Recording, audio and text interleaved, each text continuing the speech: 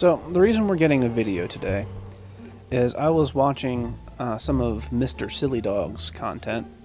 If you don't know who that is, go check him out on YouTube. He's a phenomenal invader and has some good insights. But anyway, I was watching one of his videos and he made a comment about how the sword and board and the greatsword are both good defensive weapons, and that the sword and board edged out the greatsword in more areas and thus was the better of the two within his opinion.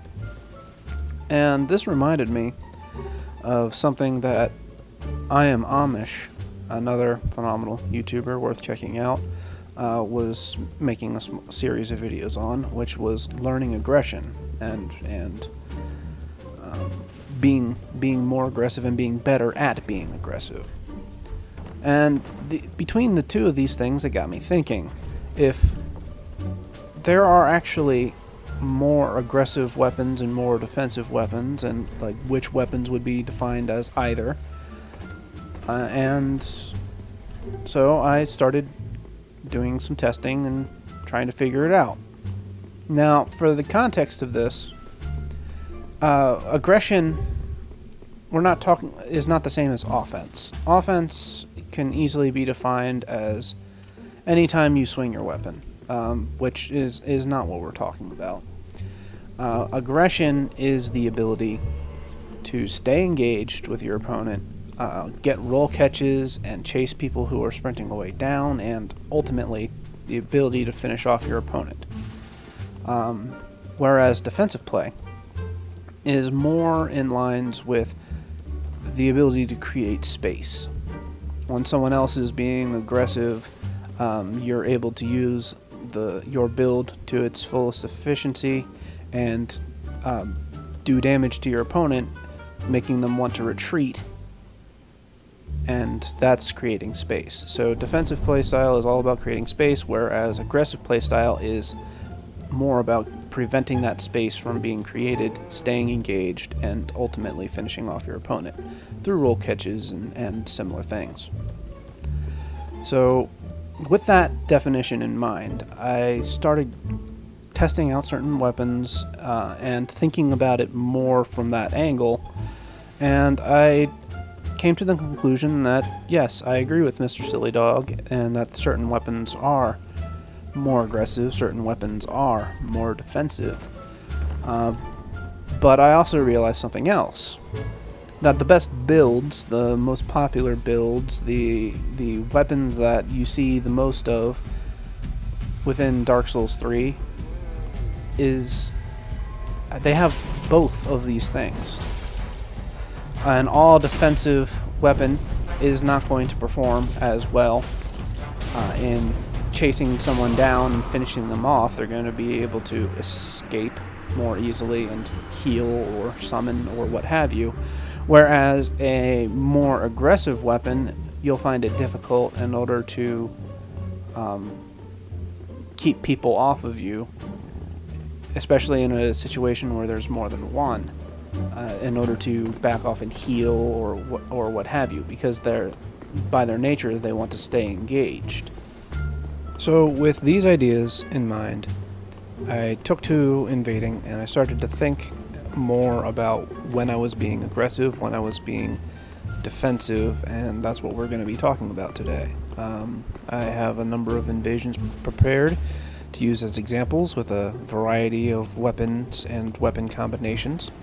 Though sadly, I could not use all of them. For example, the two biggest, most popular weapon classes that I wasn't able to cover are the curved sword and the curved greatsword. Now, the curved sword I am just absolutely garbage with, so that's why I didn't use that. And for the curved greatsword, while I think that it is one of the more unique weapons that don't quite fall into either category as far as aggressive or defensive, I think they do both well.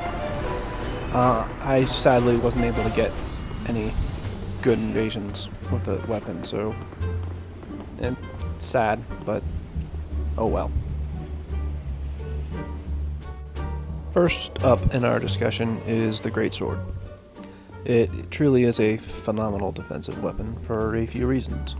First is its length. It is longer than most of your traditionally aggressive weapons, with the exception of spears. Second would be its damage. It does more damage than pretty much anything outside of the ultra weapon class, even surpassing certain curved greatswords, with the exception of the Exile. And third would be its moveset. One-handed gets a nice wide arc that is capable of hitting multiple people. Two-handed gets poise. And one-handed or two-handed, the third R1 has almost no danger of being carried. Has the ability to roll catch people. So that alone makes people want to get away from it and not stick right in your face. But certain greatswords also have additional things, like Claymore and Gales both have a poke R2, both one-handed and two-handed, which can be used in order to outspace people and potentially get counter damage for trades if they come up and try to attack you. The Flamberge is special because of its weapon art R2. Like all greatswords, the weapon art R2 reduces incoming damage if you trade. It also does more damage than every other greatsword's weapon art R2 does, and gives you additional poise. You know, all these things together really do create space well. Now, up until this point, I've been playing mostly defensively. I've consistently had two people within range that I have to worry about right up until this point, which the blue is all by himself. So I switch to one-handed, and I get into his face. Now, thrusting swords, specifically the Estoc and the Rapier, are the two most commonly used ones, are phenomenal additions because they allow you to play aggressive. The fast moveset of the Rapier allows you to reliably roll catch people, and it also true combos into a greatsword at one, allowing for more mix-ups and being more effective whenever you decide to stay engaged, and as such makes for an excellent option for any build. So next up we have ultra weapons, specifically the ultra greatsword. You know, your great hammers and your great axes, they're comparable for the most part. Great hammers get a little bit more poise, makes them a little bit more of a defensive weapon, and great axes, they usually have a little bit more damage associated with them than ultra great swords do. So I mean, take that for what you want it to be. But ultimately, I think the moveset of the ultra great sword is more what's the word I'm looking for? Diverse, and such allows it to make the transition between defensive and aggressive more easily. Now, right off the bat, I'm trying to play a little bit defensively, trying to avoid this Astora's greatsword, but that rolling attack popped his tears, so I immediately switched to aggressive, trying to roll catch him with the hand axe, which fails, unfortunately. I thought that was a backstab, it wasn't. And after a quick heal, I switched back to defensive. Now, we see the Bless buff on the Drake Blood greatsword, I believe. We see the mace, and I'm trying not to engage with both of those. I'm waiting for a better opportunity. I managed to get in a single hand axe hit before then. I would have only swung once, but I happened to notice that the perseverance of the mace had run out and that he didn't have any actual poise. So I went for 3 R1s, thinking that and got lucky, I should say. I did get lucky, and he managed to get ultra staggered to death. So now I'm still aggressive. I want to go ahead and I want to stay engaged as much as I can with the Drake Blood Knight, and really only allow space to be created if he's the one creating the space. 2 R1s, and I immediately go in for a running attack in order to keep the pressure on. The R2 was meant as a roll catch, but unfortunately he dodges it. And now we're back to neutral with a blue coming in. Now, I switch back to defensive play because, once again, there are 2 people that I need to deal with. Buffing stamina regen, taking some firebombs for it, which I accept. Managed to get a rolling attack in whenever he was throwing his bombs. Keeping space up as much as I can. Go for the R1. See him come in, 2 R1s, and a rolling attack. That's an area of microaggression where I was able to both create space away from the host with the greatsword and potentially finish off the Blue Phantom. Fortunately, they were kind enough to give that to me. Same here. The 3 R1s create space, but the running attack closes that distance and just managed to hit him before he could heal, finishing off the host. If you've noticed something so far, you'll see that the way I'm winning the vast majority of my invasions is I'm playing defensively until I'm not. I flip the switch and start being aggressive whenever it's a single one-on-one fight. I'm taking these one-on-one opportunities and I'm doing my damnedest in order to use them to finish off that opponent, whether it be Phantom or Host. Now here I am using the straight sword, arguably the king of defensive builds, and I'm using the shield, the Lothric Knight shield. I'm relying on turn and burns. You'll have to forgive me if it looks a little funky because I'm not used to playing with a sword and board. It's been a long time, almost a year since I've used it. And up until this point I've been completely defensive. But the party just got split up, and thankfully some lock-on funkiness and the bad tracking of a one-handed Great Hammer gave me that win. Once again, we're in a 1v1.